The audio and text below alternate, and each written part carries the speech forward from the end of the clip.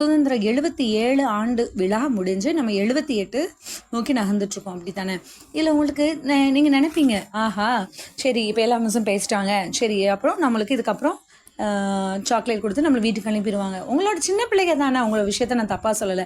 இதே ஆட்டிடியூடில் தான் ஓப்பனாக சொல்லணும்னா நானும் சின்ன பிள்ளையில இருக்கப்போ என்ன செய்வோம், ஸ்கூல் போவோம். இப்போயே உங்களுக்கு சாக்லேட் டிஸ்ட்ரிபியூட் பண்ணுறாங்க. அப்போல்லாம் எங்களுக்கு புளிப்பு மிட்டாயின்னு சொல்லி தருவாங்க பார்த்துக்கோங்க.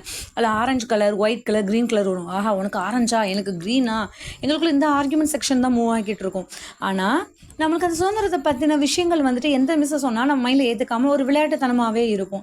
உங்களுக்கு வந்துட்டு இப்போ நான் எவ்வளோ டீச்சர்ஸ் பேசுகிறாங்க, எவ்வளோ லீடர்ஸை பற்றி பேசுகிறாங்க, அது நீங்கள் வந்துட்டு மைண்டில் ஓரளவாவது எடுத்திருப்பீங்க இல்லையா? கண்டிப்பாக எடுத்தே தீரணுமா? ஏன்னா சுதந்திரம் வந்துட்டு நம்மளுக்கு ரொம்ப ஈஸியான விஷயமே கிடையாது. ஃபஸ்ட்டு நீங்கள் அதை புரிஞ்சுக்கணும். அதுக்காண்டி நான் தான் உங்களுக்கு ஒரு சின்ன ஒரு ஸ்டோரி டைப்பில் நான் உங்களுக்கு மூவ் பண்ணி காட்டுறேன். கொஞ்சம் லிசன் பண்ணி ஓகேயா? கேர்ஃபுல்லாக கொஞ்சம் லிசன் பண்ணி கேளுங்க. ஃபஸ்ட்டு வந்துட்டு ஒரு எக்ஸாம்பிள்லேருந்து ஸ்டார்ட் பண்ணலான்ட்டு இருக்கேன். இப்போ உங்கள் வீடு இருக்குது. இப்போ நீங்கள் ஸ்கூலில் எப்படிமா நீங்கள் ஃபாலோ பண்ணுறீங்க rules and regulations? Rest room போகிறீங்கன்னா மிஸ்கிட்டே கேட்டுட்டு பெர்மிஷன் கேட்டுட்டு போகிறீங்க. அப்புறம் நீங்கள் ஒரு ரூம்குள்ளே உள்ளே என்டர் ஆகிறப்ப, கிளாஸ் ரூமில் என்டர் ஆகிறப்போ மே கம்மின்னு சொல்கிறீங்க. அப்புறம் உங்களுக்கு தண்ணி தேவை, shall I drink some water. இது மாதிரி சின்ன சின்ன விஷயங்கள் நம்ம ஒரு கண்ட்ரோலோடு போகுது. இது ரூல்ஸ் அண்ட் ரெகுலேஷன்ஸ் வந்து ஸ்கூலில் மஸ்ட்டு ஃபாலோ பண்ணி ஆகணும், வழி இல்லை.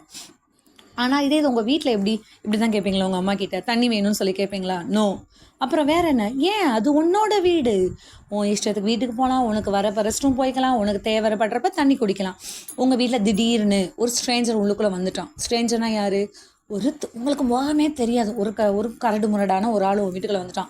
இனிமேல் நீங்கள் எல்லாம் என் கண்ட்ரோல் தான், நான் சொன்னபடி தான் செய்யணும், என் கேட்டது தான் நீங்கள் மூச்சு விடணும், நான் சொல்கிறது தான் நீங்கள் சாப்பிடணும், நீ உன் இஷ்டத்துக்கு சாப்பிடக்கூடாது, நான் என்ன கொடுக்குறேனோ அதை தான் நீ சாப்பிடணும், எனக்கு நீ அடி பணிஞ்சு இருக்கணும், நீ சாப்பிட்றதுக்கு என்கிட்டே நீ பைசா கொடுக்கணும், உங்கள் வீட்டு அரிசியை எடுத்துகிட்டு நீ இன்னைக்கு இவ்வளோ தான் சாப்பிடணும்னு சொன்னால் உனக்கு எப்படி இருக்கும்?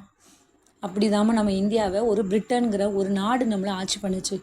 அதுவும் பிரிட்டன் வந்து நம்ம நாடு வலிமையான நாடுல வலுவிழந்த நாடு. அதை தான் நீங்கள் உங்கள் மண்டையில் நல்லா ஏற்றிக்கணும். தெளிவாக சொல்லப்போனால் பிரிட்டன் வந்து எங்கேயோ உலகத்தில் ஏதோ ஒரு மூலையில் இருக்க ஒரு ஸ்மால் ஐலாண்ட்னா ஒரு தீவு. இந்த தீவு பார்த்தீங்கன்னா கிட்டத்தட்ட நம்மளோட பாப்புலேஷன், நம்ம இந்திய பாப்புலேஷனோட மக்கள் தொகையை விட அது 20 மடங்கு சின்ன நாடுமா. ரொம்ப ரொம்ப சின்ன நாடு. அவன் முதல் நம்மளுக்கு நம்ம இந்தியாவுக்குள்ள நுழையிறப்போ அவன் வந்த காரணமே வியாபார நோக்கு தான் வந்தான். நம்மகிட்ட இருந்த ஸ்பைசஸ், நம்மளோட வளங்கள்லாம் பார்த்தான்.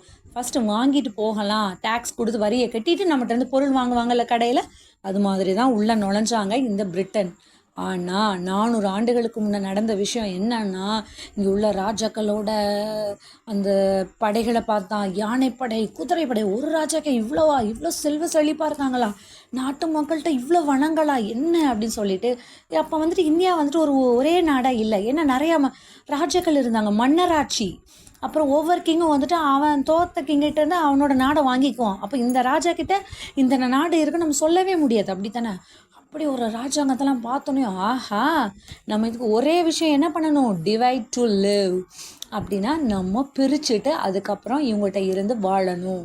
இங்கே உள்ள செல்வங்கள்னால் என்னது, பணமாக இருக்கிறது இல்லை, நிறைய நம்ம ஸ்பைசஸ்லாம் சொல்கிறோம்ல, இந்த ஏலக்காய், கிராம், இந்த மாதிரி விஷயங்களாக இருக்கட்டும், சந்தன மரங்கள் ஆகட்டும், நம்மள்ட்ட என்ன இல்லைங்கிறீங்க, நெல், கோதுமை, அவ்வளோ செழிப்பாக வாழ்ந்த நாடு. அவன்கிட்ட எதுவுமே கிடையாது. நம்ம கிட்ட இருந்து அபகரிச்சுட்டு போகிறப்ப அவன் என்ன நினச்சான், நம்ம கொஞ்சம் எடுத்து பார்த்தான், டேஸ்ட்டு பிடிச்சிட்டு, ஆஹா நம்ம ஏன் கொஞ்சம் கொஞ்சமாக எடுத்துகிட்டு போகணும், மொத்தம் இந்த நாட்டை நம்மளே ஆளணும்னு சொல்லிட்டு ஒவ்வொரு ராஜாக்களிடையும் தேவையில்லாமல் இங்கே பற்றி அங்கே சொல்ல, அங்கே பற்றி இங்கே சொல்ல, இந்த கோழி மூட்டுத்தனம் சொல்லுவாங்க, இந்த வேலையில் நிறைய பண்ண ஆரம்பித்தான். கொஞ்சம் நாடுகள் இவன் கண்ட்ரோலுக்கு வந்த ராஜாக்களை விட்டுட்டான் ஒன்றும் செய்யாமல். இவனுக்கு கீழ்ப்படி அந்த கட்டபொம்மன் இந்த மாதிரி அரசர்களை ரொம்ப சித்திரவதைக்கு உள்ளாகி ரொம்ப வாவுசிலாம் கொஞ்சம் நஞ்சம் இல்லை, இவங்கள மன்னராட்சி முடிஞ்சது. அதுக்கப்புறம் என் மக்கள், நீ இப்போ உங்கள் வீட்டில் ஒருத்தன் இருக்கான்ல, ரொம்ப நாள் உங்கள் வீட்டில் கண்ட்ரோல்